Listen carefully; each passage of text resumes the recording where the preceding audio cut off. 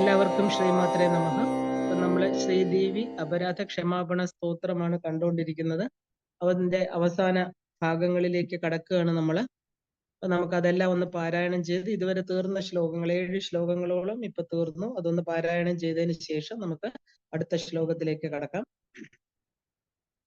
ന മന്ത്രം നോ യന്ത്രം തദപി ജനജാനേ സ്തുതിമഹോ ന ചാഹ്വാനം ധ്യാനം തദപി ജനജാനേ സ്തുതി കഥാഃ न जाने मुद्रास्ते तदपि जन जाने विलपनम परम जाने मादस्तद तदनुसरणं क्लेशहरणं विधेरज्ञानेन द्रविण विरहेणालसदया विधेया शक्यत्वात् तव चरणयोर्याच्युतिरभूल तदेतल्क्षन्तव्यं जननी सकलोद्धारिणि शिवे कुपुत्रो जायेत क्वचिदपि कुमादान भवति पृथ्व्यां पुत्रास्ते जननी बहवः सन्ति सरला परं तेषां मध्ये विरलतरलोहं तव सुताः मदीयोऽयं त्याग समुचितमिदं नो तव शिवे कुपुत्रो जायेत क्वचिदपि कुमादान भवति जगन्मातर्मादस्तव चरणसेवानरचिता नवादत्तं देवी द्रविणमभिभूयस्तव मया तथापि त्वं स्नेहं मयि निरुपमं यल प्रगृषे कुपुत्रो जायेत क्वचिदपि कुमादान भवति परित्यक्त्वा देवान् विविध सेवा आकुलतया मया पञ्चाशीतेरधिकमपनीते तु वयसि इदानीं चेदन्मा स्तव यदि कृपानापि भविता निरालम्बो लम्बोदरजननी कम्यामि शरणम् श्वपाको जल्पाको भवति मधुपाकोपमगिरा निरातङ्गो रङ्गो विहरति चिरं कोटिकनकैः तवाभर्णे कर्णे विशति मनुवर्णे फलमिदं जनको जानीते जननी ജപനീയം ജപവിധൗ. 6 ശ്ലോകങ്ങളാണ് കഴിഞ്ഞത്. ഇന്ന് 7ാമത്തെ ശ്ലോകം നമ്മൾ തുടങ്ങുകയാണ്. നമ്മളൊരു പ്രമുഖനെ പറ്റി ഇന്നലെ പറഞ്ഞു. അപ്പൊ അദ്ദേഹത്തില് ആരാണ് അദ്ദേഹം? ഒരു പ്രമുഖനായിരിക്കുന്ന ആള് ദേവിയുടെ പേരിൽ അറിയപ്പെട്ടു. ആരാണ് അദ്ദേഹം എന്ന് നമ്മൾ പറയുകയാണ്. ചിതാഭസ്മാലേപ ഗരളം അശനം ദിക്പടധരോ ജടാധാരി ഖണ്ഡേ ഭുജഗപതി ഹാരി പശുപതി കപാലി ഭൂതേശോ ഭജതി ജഗതി ഈശൈക പദവി ഭവാനി ത്വൽ പാണിഗ്രഹണം പരിപാടി ഫലമിതം. ചിതാഭസ്മലേപോ ഗരളം അശനം ദിക്പാടധരോ ജടാധാരി ഖണ്ഡേ ഭുജഗപതിഹാരി പശുപതി കപാലി ഭൂതേശോ ഭജതി ജഗതി ഈശൈക പദവി ഭവാനി ത്വൽ പാണിഗ്രഹണ പരിപാടി ഫലമിതം. ഹേ ഭവാനി, അവിടുന്ന് പാണിഗ്രഹണം ചെയ്ത മഹാത്മ്യം കൊണ്ട് മാത്രം അല്ലെങ്കിൽ മഹാത്മ്യത്താൽ മാത്രം ആ ഒരു ശ്മശാന ഭസ്മം പൂശുന്നവനും വിഷം ഭക്ഷിച്ചവനും ദിഗംബരനും ജടാധാരിയും സർപ്പത്തെ മാലയാക്കി കഴുത്തിൽ അണിഞ്ഞിരിക്കുന്നവനും കയ്യില് തലയോട്ടി വഹിക്കുന്നവനും ഭൂതഗണ സേവിതനുമായിരിക്കുന്ന പരമശിവൻ ജഗദീശൻ, ഈ ജഗത്തിന്റെ ഈശ്വരൻ എന്ന പദവിയെ പ്രാപിച്ചിരിക്കുന്നു. ആരുകൊണ്ട് മാത്രം? അല്ലയോ മഹാദേവി, അമ്മേ ജഗദംബികെ, അമ്മയെ വിവാഹം കഴിച്ചു എന്ന് പറയണ ഒറ്റ കാര്യം കൊണ്ട് എന്താണ് ചിതാഭസ്മം പൂശുന്നവനും അല്ലെ, ആ ഒരു എന്താ പറയാ പാമ്പിനെ ധരിച്ചിരിക്കുന്നവരുമായിരിക്കുന്ന അദ്ദേഹത്തിന് എന്താണ്? അദ്ദേഹത്തിന് ഒരു ഈശൈക പദവി, ജഗത്തിന്റെ ഈശ്വരൻ എന്നറിയപ്പെടുന്നു. അതെന്തുകൊണ്ടാ? അമ്മയെ വിവാഹം കഴിച്ചുകൊണ്ട് മാത്രമാണ് എന്ന് ഒരമ്മയെ അമ്മമാരിയ്ക്കുമ്പം നമ്മൾ എന്താ മക്കള് ചെയ്യുക? അമ്മയെ പുകഴ്ത്തും അച്ഛന്റെ മുമ്പിൽ, അച്ഛനെ പുകഴ്ത്തും അമ്മയുടെ മുമ്പിൽ, അല്ലേ? കാരണം രണ്ടുപേരും വേണം നമുക്ക്. അപ്പൊ അദ്ദേഹത്തിന് ഇപ്പൊ അമ്മയോട് പറയാണ് അച്ഛന്റെ കാര്യം. അച്ഛൻ എന്തുകൊണ്ടാണ് ഇത്രയും വലിയ ഒരു വന്നത് ചേർന്നത്, അല്ലെ? ഹേ ഭഗവതി, ആ ഭവന്റെ പത്നി വിളിക്കുന്ന എന്താ? ഭവാനി. അവിടെ തന്നെ എന്താ വിളിക്കുന്നത്? ഭവാൻ. ഭവാൻ എന്നല്ല, ഭവൻ. ഭഗവാന്റെ അഷ്ടമൂർത്തി സ്വരൂപത്തില്, ശിവന്റെ അഷ്ടമൂർത്തി സ്വരൂപത്തില് ഭവൻ, ഭവിച്ചിരിക്കുന്നതിന്റെ ഈശ്വരൻ, ആ ഭവന്റെ ഭാര്യയായിട്ടിരിക്കുന്ന അവിടെ തന്നെ അദ്ദേഹത്തെ പറഞ്ഞിട്ടാ വിളിക്കുന്നത്. എല്ലാം അദ്ദേഹത്തെ ചേർത്തിട്ടാ അമ്മയെ വിളിക്കുന്നത്, അല്ലെ? അപ്പോ ഭവാനി, ഭവന്റെ പത്നിയായിട്ടുള്ള അല്ലയോ അമ്മേ, ത്വൽ പ്രാണിഗ്രഹണ പരിപാടി ഫലമിതം. ത്വൽ പാണിഗ്രഹണ, അമ്മയുടെ പാണി ഗ്രഹിച്ചത് കൊണ്ട് മാത്രമാണ് ഫലമിതം. അതിന്റെ ഫലമായിട്ട് എന്താ കിട്ടി? ദേവിയുടെ പാണിഗ്രഹണം ചെയ്തതിന്റെ ഫലമാണ് ഇതൊക്കെ. ഏതൊക്കെ? ദേവിയുടെ കൈ പിടിച്ച് ഭാര്യയാക്കിയത് കൊണ്ടാണ് അച്ഛൻ ഈ ഒരു മഹത്വമൊക്കെ വന്നത്, അല്ലേ അമ്മേ? ഈ ഒരു മഹത്വമെല്ലാം ശിവന് വന്നു ചേരാൻ കാരണം അമ്മേ അമ്മയുടെ ഈ കൈ പിടിച്ചത് കൊണ്ട് മാത്രമാണ്. ആദ്യം അദ്ദേഹത്തിന് സ്വന്തമായിട്ട് എന്തൊക്കെ ഉണ്ടെന്ന് നോക്കാം. ആദ്യം അദ്ദേഹത്തിനുള്ള വസ്തുക്കൾ എന്തൊക്കെയാണെന്ന് പറയുന്നുണ്ട് അല്ലെ. മഹാദേവന്റെ സ്വന്തമായിട്ട് എന്താ ഉള്ളത്? ചിതാഭസ്മലേപ. ചിതാഭസ്മലേപാഹ. അദ്ദേഹത്തിന് ശരീരത്തിൽ പൂശാനായിട്ട് സുഗന്ധദ്രവ്യങ്ങളൊന്നുമില്ല, ചന്ദന തൈലമില്ല അല്ലെ. വളരെ ദരിദ്രനാണ്, ഒന്നുമില്ല. ഒരു സുഗന്ധദ്രവ്യങ്ങളും പൂശുന്നില്ല. അതുകൊണ്ട് ശരീരത്തിൽ പൂശുന്നതോ ചിതാഭസ്മമാണ്. അപ്പൊ മൃതമായ ശരീരത്തെ എരിക്കുന്ന ശ്മശാനത്തിലെ ചുടല ചാമ്പലാണ് ഭഗവാൻ ശരീരത്തിൽ പുരട്ടുന്നത്. എന്ത് യോഗ്യതയാണ് ഇദ്ദേഹത്തിന് അല്ലെ. നമ്മളാണെങ്കിൽ ചുടല ചാമ്പല് പുരട്ടുന്ന ഒരാളുടെ അടുത്ത് പോകുമോ? ഒരിക്കലും ഇല്ല അല്ലെ. ഇവിടെ നമ്മുടെ അച്ഛൻ അമ്മയോട് പറയാണ് മകൻ അല്ലെ. അച്ഛനോ, പാവ അച്ഛൻ എത്ര ദരിദ്രനാ. ആ ഒരു ശ്മശാനത്തിൽ ചെന്ന് ഇരിക്കുകയാണ്. പാവ അച്ഛന് നല്ല സുഗന്ധദ്രവ്യം, അമ്മയാണെങ്കിലോ ചന്ദനക്കൂട്ടുകളും ചെമ്പഞ്ഞി ചാറും ഒക്കെ പുരട്ടി അതീവ സുന്ദരിയായിരിക്കുന്ന ആ മൃദുമേനിയിൽ അമ്മ പുരട്ടുന്നതൊക്കെ എത്ര ഉയർന്ന സുഗന്ധദ്രവ്യങ്ങളാ. അമ്മയുടെ അടുത്ത് വരുമ്പോ തന്നെ എന്തോ ഒരു സുഗന്ധമാണ് അമ്മയ്ക്ക്. പക്ഷെ അച്ഛനോ, പാവം അച്ഛനൊരു ദരിദ്രൻ. അച്ഛൻ ഇരിക്കുന്നതോ ശ്മശാനത്ത്. എല്ലാവരുടെയും ശരീരം ആർക്കും വേണ്ടാതെ ഉപേക്ഷിച്ചു പോകുന്ന കുറെ വസ്തുക്കളെ കൊണ്ടുവന്ന് കത്തിക്കുന്ന സ്ഥലമാണ് ശ്മശാനം എന്ന് പറയുന്നത്. അവിടെ ചെന്നിരിക്കുകയാണ് അച്ഛൻ. കാരണം അച്ഛന് സുഗന്ധദ്രവ്യങ്ങളൊന്നും മേടിക്കാൻ പൈസയില്ല. അത് തന്നെ അല്ലെ. ശരീരത്തിൽ മുഴുവൻ പുരട്ടി ഈ പറയുന്ന ചിതാഭസ്മമൊക്കെ ധരിച്ച് അവിടെ ഇങ്ങനെ ഇരിക്കണം. ഈ അച്ഛൻ എന്താണ് യോഗ്യത അമ്മേ ചോദിക്കുകയാണ്. അപ്പൊ ഗരളം അശനം, ഭക്ഷണം ഒന്നുമില്ല, ഭിക്ഷുവാണ് അല്ലെ. ഭക്ഷണം വെച്ച് കൊടുക്കാൻ ആരുമില്ല. അമ്മ എപ്പോഴെങ്കിലും ഒരു എന്താ പറയാ ആ ഒരു അന്നപൂർണേശ്വരിയായി ഇരിക്കുമ്പോ സ്വർണ്ണ പാത്രത്തിലൊക്കെ അച്ഛന് വിളമ്പി കൊടുത്തു എന്നിരിക്കും. അതൊന്നും ഇപ്പൊ പറയുന്നില്ല. പക്ഷെ എന്റെ അച്ഛൻ ആദ്യം എന്തായിരുന്നു അച്ഛന്റെ യോഗ്യത? വിവാഹം കഴിക്കുന്നതിന് മുമ്പ് ഇതൊക്കെ അമ്മ വന്നതിന് ശേഷം കിട്ടിയ യോഗ്യതകളാണ് അല്ലെ. അന്നപൂർണാമ്പയായിട്ടൊക്കെ വന്ന് അച്ഛനെല്ലാം കൊടുത്തു. പക്ഷെ അതിനു മുമ്പേ പാവ അച്ഛൻ ഗരളം അശനം, ഭക്ഷണം ഒന്നുമില്ല, ഭിക്ഷുവാണ്. ആ ഒരു ഭിക്ഷയെടുത്ത് നടക്കുമ്പോ എന്തെങ്കിലും കിട്ടിയാൽ കഴിക്കും, അത്ര തന്നെ. പക്ഷേ പാവ അച്ഛന് വേറൊരു കുഴപ്പമുണ്ടായി. പാലാഴി മദനത്തിൽ അമൃത് ദേവന്മാര് കൊണ്ടുപോയി. നല്ല സാധനങ്ങളൊക്കെ ഓരോരുത്തർ കൊണ്ടുപോയി. അച്ഛനോ കയ്യും കെട്ടി മാറി നിന്നു. ഇദ്ദേഹത്തിന് കൊടുത്തതാണോ അതിഭയങ്കരമായിരിക്കുന്ന കാളകൂട വിഷം അല്ലെ. ഹലാഹലം എന്ന് പറയുന്ന വിഷം. അത്രയ്ക്ക് ദരിദ്രനാണ്.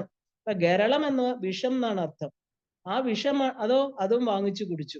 ആരോടും ചോദിച്ചില്ല, അത് വാങ്ങിച്ചു കുടിക്കണം. അപ്പൊ വിഷമാണ് ഭക്ഷണം. ആർക്കും വേണ്ടാത്ത വിഷയങ്ങളിലുള്ള താല്പര്യങ്ങളെല്ലാം തന്നെ ആ വിഷമാണ്. ആ വിഷങ്ങളെല്ലാം സാധാരണ മനുഷ്യർ ഭക്ഷിക്കണം. ഇതെല്ലാം ഭക്ഷിച്ച് വളരെയധികം വിഷലിപ്തമായ ശരീരത്തെ ശ്മശാനത്തിൽ ഉപേക്ഷിക്കണു. അത് ഭഗവാൻ സ്വീകരിക്കണു. ആ ശരീരത്തിന് അല്ലെ തന്റെ ആ ഒരു കത്തിക്കരിഞ്ഞ ശരീരത്തിലെ ഭസ്മം താൻ ധരിക്കണു. ഒരു വിഷമവും ഇല്ല. അത്രയ്ക്ക് ദരിദ്രനായിരിക്കുന്ന അദ്ദേഹം എന്താ ഈ ഭയങ്കര വിഷം പോലും അദ്ദേഹത്തിന് പ്രശ്നമല്ല. വിശന്നപ്പോ എന്തായി? അതെടുത്ത് കഴിച്ചു. അപ്പൊ അങ്ങനെ ആ ഒരു വിഷമാണ് ഭക്ഷണം. ദിക് പടധരോ. അപ്പൊ ദിക്കാകുന്ന പടം വസ്ത്രമാണ് ധരിക്കുന്നത് അല്ലേ. കാരണം എന്താ? അച്ഛന് വസ്ത്രമൊന്നും മേടിക്കാൻ ഒരു പണവും ഇല്ല. അഥവാ ഉണ്ടെങ്കിൽ തന്നെ കാട്ടിൽ വല്ല പുലിയോ വല്ലതും അതിനെ കൊന്ന് അതിന്റെ ചത്ത് കിടക്കുന്ന പുലിയുടെ തോല് വല്ലതും ഉരിച്ച് ഉടുക്കും. ഇല്ലെങ്കിൽ ആനത്തോല് ഉടുക്കും. അല്ലാതെ നല്ല വസ്ത്രം അമ്മയെപ്പോലെ പട്ടുവസ്ത്രമൊക്കെ ധരിച്ച് ആ ഒരു ആ ബ്ലൗസ് അമ്മയുടെ ആ ഒരു മനോഹരമായിരിക്കുന്ന അമ്മയുടെ ആ ഒരു ബ്ലൗസും സാരിയും ഒക്കെ കണ്ടാൽ അമ്മയ്ക്ക് എങ്ങനെയാ അമ്മ ഇദ്ദേഹത്തിനോട് ഇഷ്ടം വന്നത്? ഇദ്ദേഹം ഒന്നുമില്ല, വസ്ത്രം ധരിക്കാനില്ല, എന്തെങ്കിലും ഒരു നാണം മറയ്ക്കാനായിട്ട് ഒരു പുലിത്തോൽ, അത്രയേ ഉള്ളൂ. കഴിയുന്നതും എന്താ? ദിക്പടതരോ, ദിക്കാകുന്ന പടം. പടം എന്ന് പറഞ്ഞാൽ വസ്ത്രം. അതാണ് അദ്ദേഹം ധരിച്ചിരിക്കുന്നത്. സ്വന്തമായിട്ട് വസ്ത്രം പോലും ഇല്ല. പിന്നെ ഇനി തലമുടിയാണെങ്കിലോ, തലമുടിയാണെങ്കിൽ ജടാധാരി. സാധാരണ എന്താ ദേവന്മാരും എല്ലാരും എന്താ ചെയ്യുന്നത്? ഇപ്പൊ മഹാവിഷ്ണു അല്ലെ, അതീവ മനോഹരമാണ് അദ്ദേഹത്തെ കാണാൻ. ആ സ്വർണ്ണ കിരീടമൊക്കെ ധരിച്ച് അല്ലെ, ആ ഒരു എന്താ പറയാ പട്ടുമെത്തയിലിരിക്കുന്ന മഹാവിഷ്ണു അതീവ സുന്ദരനാണ്. എന്താ പറയാ, മഹാദേവൻ അതിലും സുന്ദരനാണ്. പക്ഷെ വിരൂപമായിട്ടുള്ള വസ്ത്രങ്ങളൊക്കെ ധരിച്ച് ഒന്നിലും ശ്രദ്ധിക്കാതെ ഇങ്ങനെ നടക്കുന്ന ഒരു ദരിദ്രനെ പോലെ.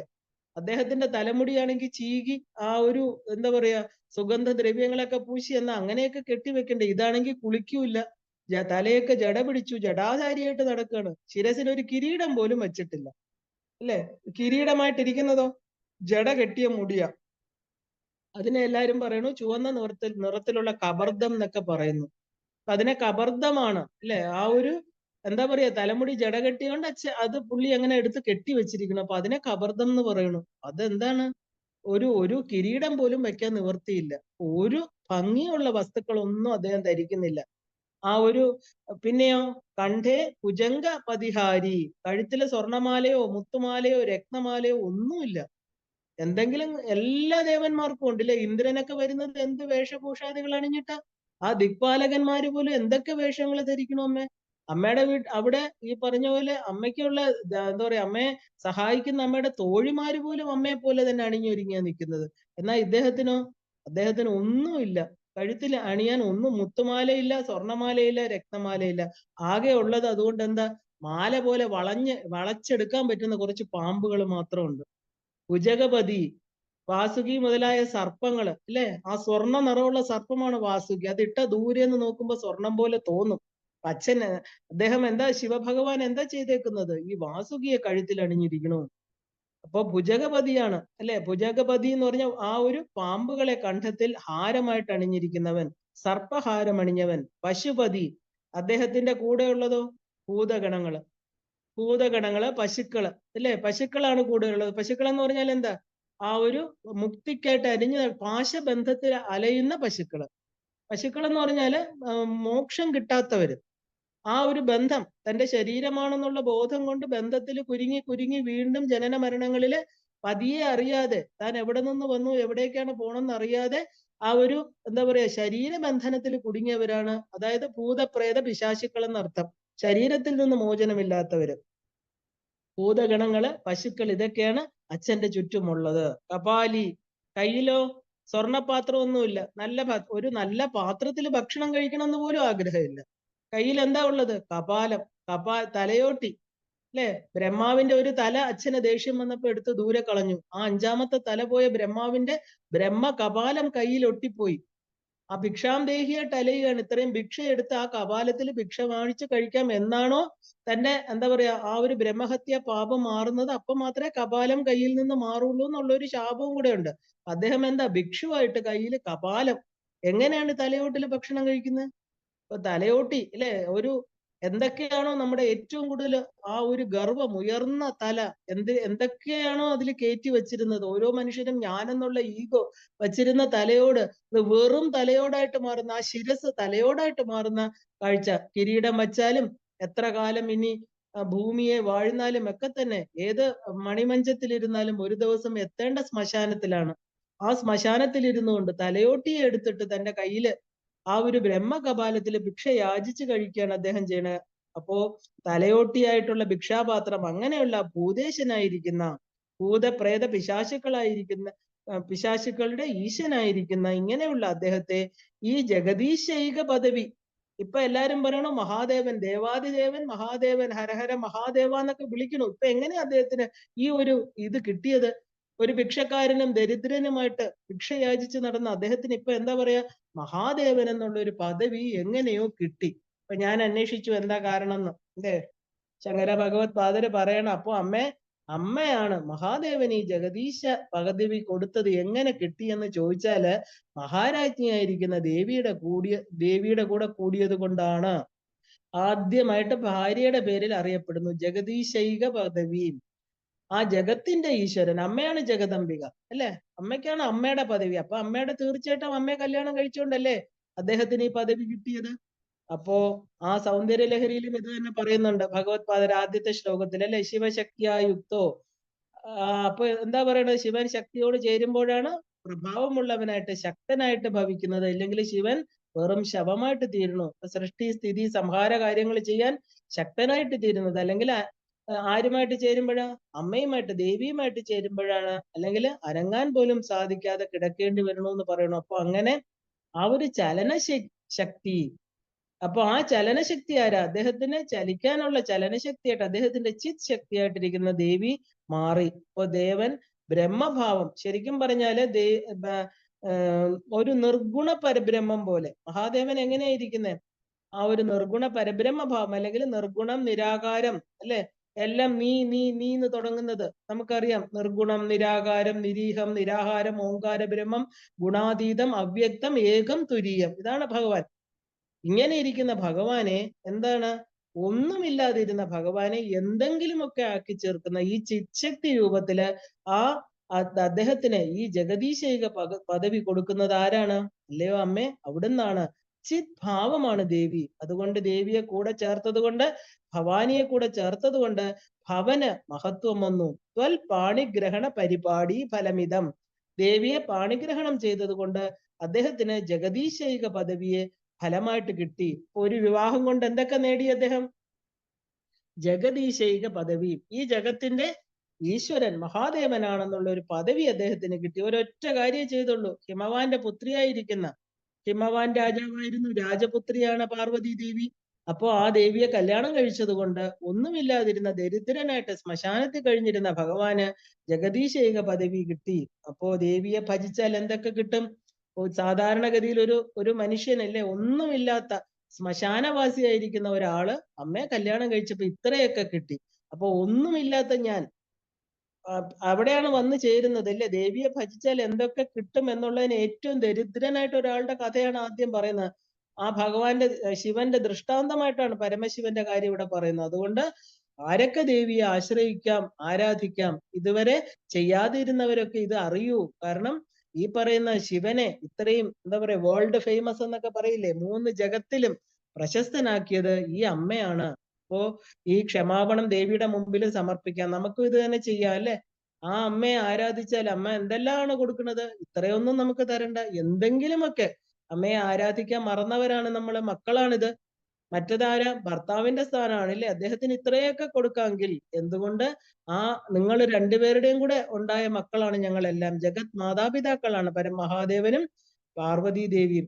നമ്മുടെ ആ ഒരു ജഗത് മാതാപിതാക്കളെ വന്ദിച്ചുകൊണ്ട്, അല്ലയോ അമ്മേ, ഈ കുറച്ച് അപരാധങ്ങളൊക്കെ വന്നു, പക്ഷെ നിങ്ങളെ ഒരിക്കലും മറന്നിട്ടില്ല, ചെറിയ അപരാധങ്ങളൊക്കെ ക്ഷമിച്ച് ഞങ്ങളെ അനുഗ്രഹിക്കണേ എന്നുള്ള ഒരു എന്താ പറയാ ഈ ഒരു ക്ഷമാപണം, എന്നിട്ട് അനുഗ്രഹം തരണേ എന്നുള്ള ഒരു റിക്വസ്റ്റ് അവിടെ വെക്കുകയാണ് ദേവിയുടെ മുമ്പിൽ. അപ്പൊ വളരെ മനോഹരമായിരിക്കുന്ന ഒരു ശ്ലോകമാണ്. കാരണം എന്താ? കാരണം ദേവിക്ക് വിചാരിച്ചാൽ, ഈ ജഗദംബിക വിചാരിച്ചാൽ നടക്കാത്തതായിട്ട് യാതൊന്നുമില്ല എന്ന് പറയുകയാണ് ഈ ശ്ലോകത്തിലൂടെ. അടുത്ത ശ്ലോകം 8ാമത്തെ ശ്ലോകം. ഇനിയുള്ളതൊക്കെ ഇനിയുള്ള ശ്ലോകങ്ങളിലെല്ലാം തന്നെ എന്താണ് തനിക്ക് പറയാനുള്ള കാര്യങ്ങൾ എന്നുള്ളത് വളരെ വ്യക്തമായിട്ട് പറയാണ്. കാരണം എനിക്ക് എന്തൊക്കെ വേണം, എന്തൊക്കെ വേണ്ട. ന മോക്ഷസ്യ കാംക്ഷ നച വിഭവ വാഞ്ചാഭി ജനമേ ന വിജ്ഞാനാപേക്ഷ ശശിമുഖി സുഖേ ഛാഭിന പുനഃ അധസ്ത്വാം സംയാജേ ജനനി ജനനം യാതു മമ വൈ മൃഡാനി രുദ്രാണി ശിവ ശിവ ഭവാനീതി ജപദഃ. ന മോക്ഷസ്യ കാംക്ഷ നച വിഭവ വാഞ്ചാഭി ചനമേ ന വിജ്ഞാനാപേക്ഷ ശശിമുഖി സുഖേച്ഛാഭിന പുനഃ അധസ്ത്വാം സംയാജേ ജനനി ജനനം യാതു മമ വൈ മൃഡാനി രുദ്രാണി ശിവ ശിവ ഭവാനീതി ജപദഃ. അമ്മേ, എനിക്ക് മോക്ഷത്തില് കൊതിയില്ല, സമ്പത്തുകൾ വേണമെന്ന് ആശയില്ല, ശാസ്ത്രാദികൾ ജ്ഞാനം വേണമെന്ന് താല്പര്യവുമില്ല, ഇനി സ്ത്രീ സുഖങ്ങളിൽ മോഹമില്ല. എനിക്കെന്താ ഒറ്റ ആഗ്രഹമുള്ളൂ അമ്മ, മൃഡാനി രുദ്രാണി ശിവ ശിവ ഭവാനി ഇങ്ങനെ ജപിച്ചുകൊണ്ട് തന്നെ ഈ ജന്മം കഴിയണേ. ഇത് മാത്രമാണ് ഞാൻ അവിടത്തേക്ക് പറയുന്നത്. അമ്മയോട് യാചിക്കുന്നു, അമ്മേ, എനിക്ക് വേറെ ഒന്നും തരണ്ട. ഇല്ലേ, ഈ യാചന അമ്മ സ്വീകരിക്കാമോ? ഒരു യാചകൻ നമ്മുടെ വീട്ടുമുറ്റത്ത് വന്നാല്, നമ്മുടെ വീട്ടിൽ എത്രയൊക്കെ ഇനി നമ്മൾ ആട്ടി ഓടിച്ചു എന്ന് പറഞ്ഞാലും അവര് വന്ന് എന്തെങ്കിലും തരണം അമ്മ എന്ന് പറയുമ്പോൾ നമ്മുടെ മനസ്സൊന്ന് അലിയും. ഇല്ലേ, ആരോ ആയിക്കോട്ടെ, എന്തെങ്കിലും കഴിക്കാൻ തരൂ, എന്തെങ്കിലും ഭക്ഷണത്തിന് തരൂ, എന്തെങ്കിലും തരൂ. വീണ്ടും വീണ്ടും വീണ്ടും കൈ നീട്ടിക്കൊണ്ട് നിൽക്കുമ്പോൾ നമ്മൾ എന്ത് ചെയ്യും? സാധാരണ ആൾക്കാര് പറഞ്ഞാൽ കേൾക്കില്ല, ദേഷ്യത്തിൽ വന്ന് എന്തെങ്കിലും എടുത്ത് ഇങ്ങനെ അവിടെ എറിഞ്ഞു കൊടുക്കും. ഇല്ലേ, ഇവിടെ അങ്ങനെയല്ല, അമ്മയോടാ ചോദിക്കുന്നത്. വീണ്ടും വീണ്ടും നമ്മുടെ മക്കള് വീണ്ടും വീണ്ടും ചോദിക്കും. എത്ര കുറ്റങ്ങൾ ചെയ്താലും പിന്നെയും വന്ന് അമ്മയുടെ അടുത്ത് ആദ്യം ദൂരെ നിൽക്കും, പിന്നെ കുറച്ച് അടുത്തോട്ട് വരും. അല്ലേ, അമ്മ ക്ഷമിക്കണം അമ്മ, ഇനി ഞാൻ ചെയ്യൂല എന്ന് പറഞ്ഞിട്ട്, ഞാൻ ഇത് ചോദിച്ചതല്ലേ അമ്മ, എനിക്ക് കുറച്ചെങ്കിലും തരൂ. ഇതുപോലെ ഈ ആദ്യത്തെ 7 ശ്ലോകത്തില് ഒരുപാട് പരിഭവങ്ങൾ പറഞ്ഞു, പരാതികൾ പറഞ്ഞു, പിന്നെ അമ്മയെ പുകഴ്ത്തി. ഒരു ശ്മശാനവാസിക്ക് എന്താ ജഗദീശൈക പദവി വരെ കൊടുത്ത ആളല്ലേ അമ്മ, പിന്നെയാണോ ഈ നിസ്സാരനായിരിക്കുന്ന ഞാൻ ചോദിക്കുന്നത് ചെറിയ കാര്യങ്ങളേ ഉള്ളൂ, അതെനിക്ക് തരുമോ അമ്മ എന്ന് ചോദിക്കുകയാണ്. വളരെ എന്താ പറയുക, ഇന്നസെന്റ്, നിഷ്കളങ്കമായിട്ട് അമ്മയോട് ഒരു കൊച്ചുകുട്ടി ചോദിക്കും പോലെ പറയണു, ഞാൻ കൂടുതലൊന്നും പറയൂല അമ്മ, ഞാൻ ചോദിക്കുന്ന എത്ര നിസ്സാരാണ് നമ്മ കേട്ടു നോക്കൂ, ഇതെങ്കിലും എനിക്ക് ചെയ്തു തരണേ. എന്താണ് ഇപ്പൊ പറയുന്നു? ഓരോ കാര്യങ്ങളും, അതായത് ദേവിയുടെ അടുത്ത് എനിക്ക് താൻ എന്തൊക്കെയാണ് ആഗ്രഹിക്കുന്നത് ഇതുവരെ ബാക്കിയുള്ളവർക്ക് പറഞ്ഞു. ഇപ്പൊ ഇദ്ദേഹം പറയാണ്, എനിക്ക് ആ ഒരു ഭഗവത് പാദ ഞാൻ എന്നുള്ള രീതിയിൽ പറയാണ്, അവനവന് വേണ്ടിയിട്ട് പറയുന്ന പോലെയാണ് പറയുന്നത്. ഇതെല്ലാം അവിടെ നമ്മളെയാണ് ഉൾക്കൊള്ളിക്കേണ്ടത്. ഇതെല്ലാം തികഞ്ഞ ആളാണ് ഇദ്ദേഹം. അപ്പൊ അദ്ദേഹം എന്താ പറയുന്നത്? എനിക്ക് എന്താ പറയാ, അമ്മേ എനിക്ക് മോക്ഷത്തിൽ കൊതിയില്ല, സമ്പത്തുകൾ വേണമെന്ന് ആശയില്ല, ശാസ്ത്രാദികളിൽ താല്പര്യം ഒന്നും എനിക്കില്ല, സ്ത്രീ സുഖങ്ങളിൽ മോഹിച്ച് എനിക്ക് യാതൊരു മോഹവും ഇല്ല അതില്. ഇനി പിന്നെ എന്താ വേണ്ടത്? എനിക്ക് അമ്മയെ എപ്പോഴും സ്മരിക്കണം. എങ്ങനെ? മൃഡാനി രുദ്രാണി ശിവശിവ ഭവാനി എന്നിങ്ങനെ ജപിച്ചുകൊണ്ട് എന്റെ ജന്മത്തെ കഴിക്കണം. അതിന് അവിടത്തേക്ക് യാചിക്കുന്നു. ഇവിടെ ഭഗവത്പാദര് 4 പുരുഷാർത്ഥങ്ങളിലും താല്പര്യമില്ല, അതിന് വേണ്ടിയിട്ടല്ല ഞാൻ ദേവിയെ ഭജിക്കുന്നതെന്ന് വളരെ ക്ലിയർ ആയിട്ട് പറയണം. അദ്ദേഹം അത് എന്തൊക്കെയാണെന്നും പറയുന്നുണ്ട്, എടുത്തു പറയുന്നുണ്ട്. ന മോക്ഷസ്യ കാംക്ഷ ന മോക്ഷസ്യ ആകാംക്ഷ, അല്ലെ? മമ ന, മോക്ഷം വേണം എനിക്ക്, മമ ന എന്ന് പറഞ്ഞാൽ എനിക്ക് വേണ്ട, എനിക്ക് മോക്ഷം വേണമെന്ന് ഉള്ള ആഗ്രഹമില്ല. അപ്പൊ മോക്ഷം വേണമെന്നുള്ള ആകാംക്ഷയിലാണ് സാധാരണഗതിയിൽ എല്ലാവരും പൂജിക്കുക, അല്ലെ? കുറെ ജന്മങ്ങൾ കഴിയുമ്പോൾ പുരുഷാർത്ഥങ്ങളിൽ മോക്ഷം നമുക്ക് തരണേ. നമ്മൾ എല്ലാവരും സാധാരണ മനുഷ്യർ ചോദിക്കുന്ന എന്താ? എനിക്ക് മോക്ഷം തരണേ അമ്മ, ഇവിടുത്തെ സുഖങ്ങളൊക്കെ സുഖമായിട്ട് ജീവിക്കണം. അതും പറയും. അതിന്റെ കൂടെ പറയും അവസാനം മരിക്കുമ്പോ എനിക്ക് മോക്ഷവും തരണേ. ഇത് ജീവിച്ചിരിക്കുമ്പോ കിട്ടേണ്ടതാണെന്ന് അറിഞ്ഞുകൂടാത്തതുകൊണ്ടാണ് മരിച്ചു കഴിഞ്ഞ് ചോദിക്കുന്നത്. അപ്പൊ ആ അറിവില്ലായ്മ കൊണ്ടാണ്. ഇപ്പൊ ഇവിടെയോ ഇദ്ദേഹം പറയുന്നത് എന്താ? എനിക്ക് മോക്ഷവും തരണ്ട, ന മോക്ഷംസ്യ ആകാംക്ഷ, എനിക്ക് അതിലൊരു ആകാംക്ഷയില്ല. കാരണം അത് അമ്മ തരുവോ തരാതിരിക്കുകയോ ചെയ്യില്ല. ആകാംക്ഷ എന്ന് പറഞ്ഞാൽ ഡിസയർ, എനിക്ക് ആഗ്രഹമില്ല. പിന്നെ ഭവവിഭവ ന ചാപി ചനമേ, ദേവി എനിക്ക് ഭവവിഭവങ്ങൾ എന്ന് പറഞ്ഞാൽ ഇവിടെ ഉണ്ടായിട്ടുള്ള മെറ്റീരിയൽ ബെനിഫിറ്റ്സ് എന്നർത്ഥം. ഈ സംസാരത്തിലെ വിഭവങ്ങളുടെ വാഞ്ച, ഇവിടെയുള്ള വിശേഷമായിട്ട് സംഹരിച്ച് ഇവിടുത്തെ വസ്തുക്കളിലുള്ള ആ ശേഖരണം, അതെല്ലാം എനിക്ക് വേണം. ആ ഒരു തൃഷ്ണയോ കൊതിയോ ലൗകിക വസ്തുക്കളിലുള്ള ഭ്രമമോ എനിക്കില്ല. പിന്നെയോ അർത്ഥകാമനയും എനിക്കില്ല. എന്താ അർത്ഥകാമന? ആ ധർമ്മം, അർത്ഥം, കാമം, മോക്ഷം, ഇതാണ് പുരുഷാർത്ഥങ്ങൾ, അല്ലെ? ഈ ലോകത്തിലുള്ള എല്ലാ ആളുകളും ആഗ്രഹിക്കുന്ന കാര്യങ്ങളാണ്, അല്ലെ? ഒരു പുരുഷൈകി അർത്ഥ്യതേ പുരുഷാർത്ഥ, എല്ലാ പുരുഷൻ എന്ന് പറഞ്ഞാൽ പുരത്തിൽ ശയിക്കുന്നവൻ. അപ്പൊ ഇവിടെ മനുഷ്യർ, ഇവിടെ സ്ത്രീയും പുരുഷനും എല്ലാം ഒരു വർഗത്തിൽ പറയാണ് പുരുഷൻ എന്നുള്ളതിൽ. എല്ലാവരും ആഗ്രഹിക്കുന്ന എന്താണ്? പുരുഷാർത്ഥങ്ങളാണ്. അപ്പൊ ഈ ധർമ്മം എന്നത് എന്താ? നിലനിൽപ്പാണ്. നമുക്ക് കിട്ടിയ സ്ഥാനങ്ങളെ നിലനിർത്തുക, ധാർമ്മികമായിട്ട് നിൽക്കുക. നമുക്ക് കിട്ടിയ ശരീരം, ആ ജീവിക്കേണ്ട രീതി, കഴിക്കേണ്ട ഭക്ഷണം, വസ്ത്രം, പാർപ്പിടം എല്ലാം തന്നെ ധർമാനുസൃതമായിട്ട് നിലനിർത്തണം. അതിനെയാണ് നമ്മൾ ബേസിക് നീഡ്സ് എന്ന് പറയുന്നത്. അപ്പൊ അതിനു മുകളിൽ ഉള്ളതിനെയൊക്കെ നമ്മൾ എന്താ പറയുന്നത്? അർത്ഥകാമങ്ങൾ എന്ന് പറയും, അല്ലെ? ലക്ഷറീസ് എന്ന് പറയാം. സാധാരണ മിനിമം ആവശ്യങ്ങളെ നമുക്കുള്ളൂ. അതൊക്കെ നമുക്ക് ഭഗവാൻ തന്നിട്ടുണ്ടെങ്കിൽ പിന്നെന്താ? പിന്നെ അതിലും കൂടുതൽ, ഇല്ലേ? നമുക്ക് യാത്ര ചെയ്യാൻ ഒരു കാറ് വേണം, കിടക്കാൻ ഒരു വീട് വേണം, ആരെയും നമ്മൾ ബുദ്ധിമുട്ടിക്കാതെ കഴിക്കാൻ ഭക്ഷണം വേണം, അല്ലെ? ധരിക്കാൻ നല്ല വസ്ത്രം വേണം. ഇങ്ങനെയുള്ളതാണ് നമ്മുടെ ധാർമ്മികമായിട്ടുള്ള ഒരു ജീവിതം. ഇനി അതിന്റെ അപ്പുറം ഉള്ള ആഗ്രഹങ്ങളെയാണ് നമ്മൾ ലക്ഷറീസ്, കൂടുതൽ സുഖഭോഗങ്ങള്, ധനം, അംഗീകാരം എല്ലാം വേണമെന്നുള്ള ആഗ്രഹം. ഇതെല്ലാം തന്നെ അർത്ഥകാമങ്ങളുടെ പട്ടികയിൽ വരില്ല എന്ന് പറയാൻ പറ്റൂല. ഇപ്പൊ ഭർത്തൃധർമ്മം, ഭാര്യാധർമ്മം, പുത്രധർമ്മം, പിതൃധർമ്മം, ഇല്ലേ? മാതൃധർമ്മം, ഇവയെല്ലാം തന്നെ ധാർമ്മികമായിട്ട് ചെയ്യേണ്ട കാര്യങ്ങളാണ്. അർത്ഥം എന്ന് പറഞ്ഞാൽ ഇവിടെ ധനം എന്നെടുക്കാം, അസറ്റ്സ് എന്നൊക്കെ എടുക്കാം. അപ്പൊ ആ ഒരു എന്താ പറയാ, ജീവിക്കാൻ ഉള്ളതില് കവിഞ്ഞുള്ള ഒരുപാട് വഴിവിട്ട് സമ്പാദിച്ചാല് അത് തെറ്റായിട്ടുള്ള മാർഗത്തിലൂടെ മാത്രമേ സമ്പാദിക്കാൻ പറ്റുള്ളൂ. കാമം എന്നാല് ലക്ഷറി എൻജോയ്മെന്റ് തന്നെയാ. കാമം എന്ന് പറഞ്ഞാൽ നമുക്ക് ശരിക്കും സാധാരണ ഡിസയേഴ്സിനെ കാമം എന്ന് പറയാറില്ല. കാമ്യ ആഗ്രഹങ്ങൾ എന്ന് പറഞ്ഞാൽ എന്താ? ഒരു കാമ്യാർത്ഥങ്ങൾക്ക് വേണ്ടിയിട്ട് നമ്മൾ പല പൂജകളും ചെയ്യാറുണ്ട്. എനിക്കത് വേണം നിർബന്ധത്തോടെ, നമുക്ക് പ്രകൃതി തരുന്നത് പോരാ, എനിക്കിത് നിർബന്ധമായിട്ട് വേണം എന്ന് പറഞ്ഞ് നമ്മൾ ചില ആഗ്രഹങ്ങൾ വെക്കാറുണ്ട്, ഇല്ലേ? അപ്പൊ അതെല്ലാം തന്നെ എന്താണ്? ശരിക്കും പറഞ്ഞാല് അത് ലക്ഷറി ഇതിൽ വരാം. കാരണം കാമം എന്നാൽ അത് ലക്ഷറി എൻജോയ്മെന്റ് എന്നുള്ള രീതിയിൽ എടുക്കാം. ഇന്ദ്രിയങ്ങളെ കൂടുതൽ സന്തോഷിപ്പിക്കാൻ ചെയ്യുന്ന കർമ്മങ്ങൾ. ഇങ്ങനെ എല്ലാവരും ആഗ്രഹിക്കുന്നത് ആരെയും ആശ്രയിക്കാതെ സ്വന്തമായിട്ട് ജീവിക്കുക എന്നുള്ളതാണ്, അല്ലെ? ഇതിനെ നമ്മൾ ഫ്രീഡം എന്ന് പറയും. സ്വതന്ത്രമായിട്ട് നമുക്ക് ആർക്കും ഒരു ബുദ്ധിമുട്ടുണ്ടാവാതെ നമ്മൾ സന്തോഷത്തോടെ ഉള്ളത് കൊണ്ട് സന്തോഷമായിട്ട് ആരുടെ മുന്നിലും കൈനീട്ടാതെ ആശ്രയിക്കാതെ ഉള്ള ജീവിതം. ഇതാണ് അഭിമാനമുള്ള ഒരു വ്യക്തി ചെയ്യുന്നത്, അല്ലെ? പിന്നെ കൈനീട്ടി ശീലിച്ചാൽ അഭിമാനമൊക്കെ പോകും. കാരണം എന്താ? എല്ലാവരും കൊടുത്ത് പിന്നെ ഒന്നും ചെയ്യാതാവും. തന്റെ അഭിമാനം പണയം വെച്ചിട്ടാണ് നമ്മൾ ഈ ബാക്കിയുള്ളവരോട് ചോദിക്കുക. അപ്പൊ അതൊരു സ്വഭാവമായിട്ട് മാറും, അല്ലെ? മലയാളികൾ ഇന്ന് ആരെന്ത് തന്നാലും വേണ്ടാന്ന് പറയില്ല. കാരണം എന്താ? വെറുതെ കിട്ടുന്നത് എനിക്കും ഇരിക്കട്ടെ എന്നുള്ള ഭാവമാണ് ഇന്ന് മനുഷ്യർക്ക്. അപ്പൊ ആരോടും ഒരു കടവും അല്ലെങ്കിൽ ഒരു ഓബ്ലിഗേഷനും ഇല്ലാതെ സ്വന്തമായിട്ട് ജീവിക്കുന്നതാണ് ഏറ്റവും ഉത്തമമായിരിക്കുന്ന ഒരു ജീവിതം. ഇതെല്ലാവരുടെയും ഉള്ളിലുണ്ട്, അറിയില്ല, അല്ലെ? അതിനെ തെരഞ്ഞു നടക്കുന്നു നമ്മള്. ഇതിനെയാണ് നമ്മൾ മോക്ഷം എന്ന് പറയുന്നത്. അപ്പൊ സ്വന്തം സ്വരൂപം, നമ്മുടെ സ്വരൂപം, നമ്മൾ പൂർണ്ണരാണ്, ആനന്ദ സ്വരൂപികളാണ്, സുഖസ്വരൂപികളാണ്. ഇതറിയാത്തത് കൊണ്ടാണ് നമ്മൾ നിധിയുടെ പുറത്തിരുന്നിട്ടും അറിയാതെ അതിനെ തിരഞ്ഞു നടക്കുന്നത്. എന്നിട്ട് ഭിക്ഷ ചോദിക്കുക, അല്ലെ? ഭിക്ഷാടകരാണ് നമ്മൾ. അപ്പൊ നമ്മുടെ നിധി ഓരോരുത്തരുടെയും ആത്മസ്വരൂപം അല്ലെങ്കിൽ ആനന്ദ സ്വരൂപമാണ്. ആ സ്വരൂപം അറിഞ്ഞാല് നമ്മൾ എല്ലാ ദൈന്യതയും, നമ്മുടെ ആ ഒരു പാരവശ്യം, ഭയം എല്ലാം പോകും. അപ്പോ നമ്മളിപ്പോഴോ ഭിക്ഷാടകരായിട്ട് ഭിക്ഷാടനം നടത്തുന്ന എന്തിനാ? നമുക്ക് അത് തരൂ, ഇത് തരൂ, അല്ലെ? ഇനിയിപ്പോ ഒന്നും തന്നില്ലെങ്കിൽ ദേഹസൗഖ്യം തരൂ. എത്ര കാലം ഈ ദേഹത്തിനെ ഇവിടെ നിർത്താൻ പറ്റും? അത് നമുക്കറിയില്ല. കാലം എന്ന് പറയുന്ന കാലം ഹരതി നിമേഷ കാല സർവം. കാലത്തിൽ പോവാത്തായിട്ട് ഒന്നുമില്ല. പക്ഷെ നമ്മൾ ചോദിക്കുന്നു, ശരീരത്തിന് സൗഖ്യം തരണം, ഇവിടെ ഇരിക്കണം, ജീവിക്കുന്നിടത്തോളം കാലം സൗഖ്യമായിട്ടിരിക്കണം, അല്ലെ? ഇങ്ങനെ എന്താ പറയാ, എനിക്ക് മോക്ഷം തരൂ, മരിച്ചു കഴിഞ്ഞാൽ എനിക്ക് മോക്ഷവും തരണം. ഇങ്ങനെ ഭിക്ഷാടനമായിട്ട് നമ്മുടെ ഒരു ഭിക്ഷുക്കളെ പോലെ നമ്മളെ ക്ഷേത്രങ്ങളുടെ മുമ്പിലും ഈശ്വരന്മാരുടെ മുമ്പിലും എല്ലാം നമുക്ക് എപ്പോഴും ആവശ്യങ്ങളാണ്.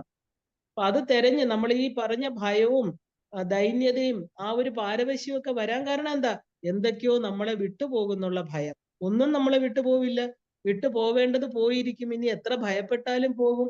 കാരണം ആ ഒരു കൂട്ടിച്ചേർത്തതിനെ അധികം കാലം വെക്കാൻ പറ്റില്ല. കാരണം ഇത് പ്രപഞ്ച വസ്തുക്കളെ കൊണ്ട് ഉണ്ടാക്കിയ ഒരു വസ്തുവാണ്. അത് പോണെങ്കിൽ പോട്ടെ. എനിക്ക് നശിക്കാത്ത ഒരു വസ്തു, അടുത്ത ഉടുപ്പ്, ഇതിലും നല്ല മനോഹരമായിരിക്കുന്ന ഒരു ശരീരം എനിക്ക് കിട്ടാം, അല്ലെ? ഇത് കീറി പറഞ്ഞു തുന്നിക്കെട്ടി എത്ര കാലം വെക്കാൻ പറ്റും, അല്ലെ? ഇന്റേണൽ ഓർഗൻസ് ഒന്നും വർക്ക് ചെയ്യുന്നില്ല, കണ്ണ് കണ്ടുകൂടാ, ചെവി കേട്ടുകൂടാ, പല്ലില്ല. അപ്പൊ പിന്നെ എന്താ ഈ ശരീരത്തില് കാലം നമുക്ക് കാണിച്ചു തരുന്നു, ഇത് ഉപയോഗിക്കാൻ കൊള്ളാത്ത ഒരു വസ്ത്രമായി കഴിഞ്ഞു, അല്ലെ? ശരീരത്തിൽ ചുളിവ് വീണു, രക്തയോട്ടം നടക്കുന്നില്ല, ഡൈജഷൻ നടക്കണില്ല, ഇന്ദ്രിയങ്ങളെല്ലാം തന്നെ കേൾവിക്കുറവ്, അതിന്റെ ഓരോന്നും കാണിച്ചു തുടങ്ങി. അലേർട്ടായിരുന്ന ഇന്ദ്രിയങ്ങളൊന്നും ഇപ്പൊ വർക്ക് ചെയ്യുന്നില്ല. അപ്പൊ എന്താ ഇതിന്റെ അർത്ഥം? ഇത് ഉപേക്ഷിക്കാറായി. നമ്മളില്ലേ പഴയ സാധനം എത്ര ഉപയോഗിച്ചിട്ടും നമ്മൾ കളയാതെ സൂക്ഷിക്കും ചില പാത്രങ്ങള്. അതിനോടൊരു അറ്റാച്ച്മെന്റ്.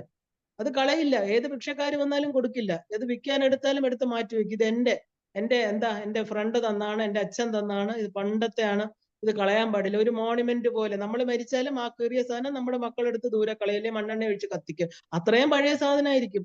അതുപോലെ ഈ പഴയ ശരീരത്തിനോട് ഭയങ്കര അറ്റാച്ച്ഡ് ആണ്. എന്റെ ശരീരം, ഞാൻ. അപ്പൊ ആ ശരീരം കളയാതെ എങ്ങനെ ഇതിനെ എന്താ പറയുക, ശരിയാക്കി കുത്തിത്തച്ച് ശരിയാക്കി ഹാർട്ടിന് പേസ് മേക്കർ ഒക്കെ വെച്ച് എന്തെങ്കിലുമൊക്കെ ഉണ്ടെങ്കിൽ അതിനെ വീണ്ടും വീണ്ടും ഒന്ന് അഡ്ജസ്റ്റ് ചെയ്തില്ലേ? നമ്മൾ പറയും കറങ്ങാത്ത മെഷീൻ വീണ്ടും മെക്കാനിക്കിനെ വിളിച്ച് ഒന്ന് ശരിയാക്കി അതിനെ തയ്ക്കും വീണ്ടും. തീരെ ഉപയോഗിക്കാൻ വയ്യാതായിരുന്നാലും കുറെ സമയം അതിനെ വച്ചേക്കും, ഇവിടെ കളയത്തില്ല. അതാണ് നമ്മുടെ മനസ്സ്, എല്ലാത്തിനോടും ഒരു അറ്റാച്ച്മെന്റ്. അപ്പൊ ഈ സുഖം തിരഞ്ഞ് കിട്ടാത്ത സ്ഥലങ്ങളിൽ സുഖം അന്വേഷിച്ച് നടക്കുന്നവരാണ് നമ്മൾ. കാരണം വീട്ടിനകത്ത് കളഞ്ഞ സൂചിയെ എവിടെ വെളിച്ചം ഉള്ളത് കൊണ്ട് തെരുവിലെ വെളിച്ചത്തിൽ പോയി അവിടെ തെരഞ്ഞിട്ട് കാര്യമുണ്ടോ? ഒരു വയസ്സായ അമ്മൂമ്മ വീട്ടിനകത്തിരുന്ന് തയ്ച്ചുകൊണ്ടിരിക്കുകയാണ്. അവരുടെ വെളിച്ചമില്ല, അവരുടെ സൂചി കളഞ്ഞുപോയി. അവരെന്ത് ചെയ്തു? അകത്ത് നോക്കാൻ ഇരുട്ടാണ്, അകത്ത് കാണാൻ പറ്റില്ല. അവര് സ്ട്രീറ്റ് ലൈറ്റിന്റെ റോഡിൽ ചെന്ന് ആ വിളക്കിന്റെ വെളിച്ചത്തിൽ അവിടെ നോക്കിക്കൊണ്ടിരിക്കണം. കുട്ടി വന്ന് ചോദിച്ചു, അമ്മൂമ്മ എന്താ തിരിയുന്നത്? തെരഞ്ഞോണ്ടിരിക്കണം. അമ്മൂമ്മ പറഞ്ഞു, മോനെ സൂചി തിരയുകയാണ്, കളഞ്ഞുപോയി, തയ്ച്ചുകൊണ്ടിരിക്കുകയായിരുന്നു. അപ്പൊ ചോദിച്ചു, എവിടെയാ കളഞ്ഞത്? അപ്പൊ എന്താണ്? ആ കുട്ടിയും കൂടെ ആദ്യം കുറച്ചു നേരം തിരയാൻ സഹായിച്ചു. എന്നിട്ട് ചോദിച്ചു, അമ്മൂമ്മ എവിടെയാ കളഞ്ഞത്? അത് വീട്ടിനകത്താ കളഞ്ഞത്. വീട്ടിനകത്ത് കളഞ്ഞ സൂചി എങ്ങനെയാണ് റോഡിൽ വന്ന് തിരക്കിയാ കിട്ടുന്നത്? അതുപോലെ നമ്മുടെ വീട്ടിനുള്ളിൽ ഇരിക്കുന്ന വസ്തുവിനെ വെളിയിൽ പോയി അന്വേഷിച്ചാൽ എവിടെ കിട്ടും? വെളിച്ചമുള്ളിടത്താണ് തിരയേണ്ടത്. വെളിച്ചമില്ലാത്തതുകൊണ്ടാണ് അകത്തിരിക്കുന്ന ഈ വസ്തുവിന്റെ വെളിച്ചം നമ്മൾ കാണാത്തത്. നമുക്ക് ഉള്ളില് അജ്ഞാനമാകുന്ന അന്ധകാരം കട്ട പിടിച്ചിരിക്കുന്നു, അല്ലേ? അത് നമുക്ക് ഉള്ളിലുള്ള ആ ഒരു നിധിയെ, ആ കളഞ്ഞുപോയി എന്ന് നമ്മൾ വിചാരിക്കുന്ന തേടി നടക്കുന്ന വസ്തു നമ്മുടെ ഉള്ളിലുണ്ട്. അപ്പൊ നമ്മൾ എവിടെ തിരയണം? നമ്മൾ വെളിച്ചം ഈ കാണപ്പെടുന്ന വസ്തുക്കളിലെല്ലാം തിരഞ്ഞു നടക്കുകയാണ്. ഉണ്ടോ ഉണ്ടോ ഉണ്ടോ? അവിടുന്ന് ഒന്നും നമുക്ക് ഉത്തരം കിട്ടുന്നില്ല, അല്ലേ? അപ്പൊ അത് കളഞ്ഞെടുത്ത് എവിടെയാണ് കളഞ്ഞത്? ഉള്ളിൽ കളഞ്ഞതല്ല, അത് അവിടെ ഇരിപ്പുണ്ട്, നമ്മൾ നോക്കുന്നില്ല. അവിടെ തിരഞ്ഞാൽ തീർച്ചയായിട്ടും കിട്ടും. അവിടുത്തെ നിലവറകളില് ആ ഒരു ഹൃദയമാകുന്ന ഗുഹയിൽ ഭദ്രമായിട്ടിരിപ്പുണ്ട് ആത്മജ്യോതി, അല്ലേ? അമ്മ ഈശ്വരി, ജഗദീശ്വരി അവിടെ ഇരിപ്പുണ്ട് ജീവന്റെ രൂപത്തില്. ആ ജീവനാ നമ്മൾ കണ്ടു കഴിഞ്ഞാൽ നമ്മുടെ ഇന്ദ്രിയങ്ങളെല്ലാം തന്നെ വെളിയിലെ സ്ട്രീറ്റ് ലൈറ്റിന്റെ വെട്ടത്തില് പലതും തെരഞ്ഞു നടക്കുകയാണ്. സുഖം അവിടെ കിട്ടുമോ? കളഞ്ഞത് എവിടെ? കളഞ്ഞത് അന്വേഷിക്കുന്നത് എന്തിനാ? കൂടുതൽ സുഖമായിട്ടിരിക്കാൻ. ഇപ്പൊ ദുഃഖങ്ങളോ വിഷമങ്ങളോ ശരീരത്തിന് വന്നു ചേരുന്നു, മനസ്സിന് വന്നു ചേരുന്നു. അപ്പൊ അവിടെ നോക്കിക്കാൻ എനിക്ക് സുഖം കിട്ടും, ഇവിടെ പോയാൽ കിട്ടും.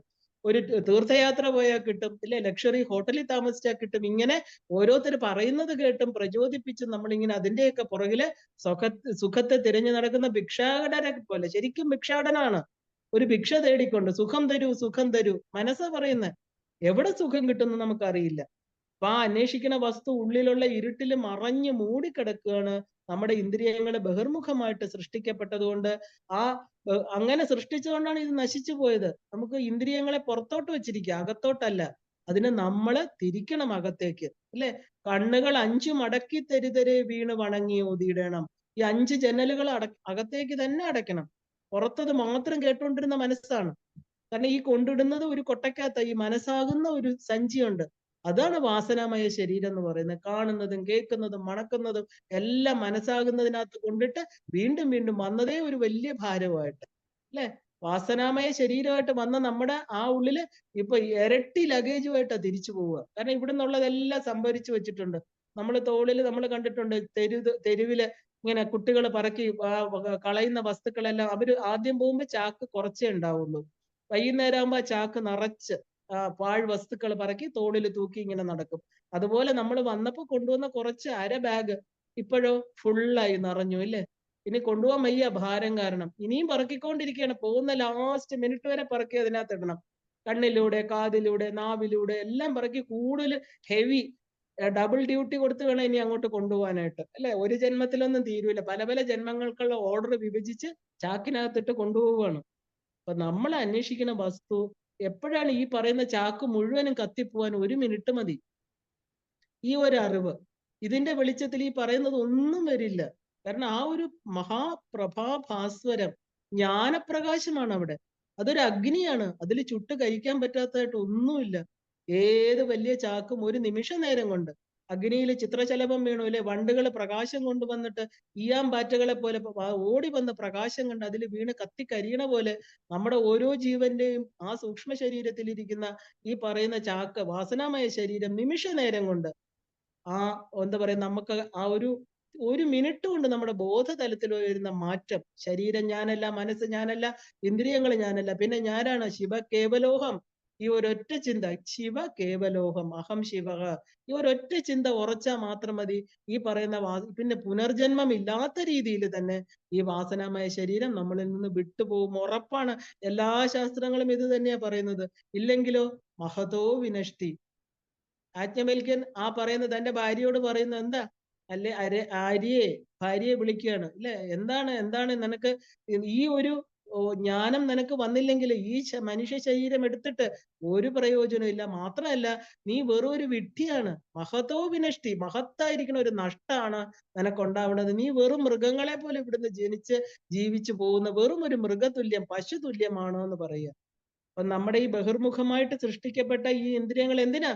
പുറത്തോട്ട് തന്നെ വച്ചിരിക്കുന്ന ഭഗവാൻ പുറത്തിരിക്കുന്നത് കണ്ടിട്ട് അതിലിരിക്കുന്ന നശ്വരതയെ മനസ്സിലാക്കി ആ ഒരു എന്താ പറയാ, ആ നിത്യാനിത്യ വിവേകമുണ്ടായി ആ ഇന്ദ്രിയങ്ങളെ എന്തുകൊണ്ടാണ് പുറത്ത് കാണാൻ പറ്റുക?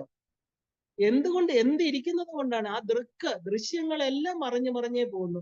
ഒരു സിനിമ 2.5 മണിക്കൂർ വെറും പ്ലെയിൻ സ്ക്രീനിൽ ഓടിക്കൊണ്ടേയിരിക്കുന്നു. സുഖദുഃഖങ്ങൾ വന്നു പോകുന്നു, നമ്മൾ അതിൽ എൻജോയ് ചെയ്യുന്നു, സന്തോഷിക്കുന്നു, കരയുന്നു.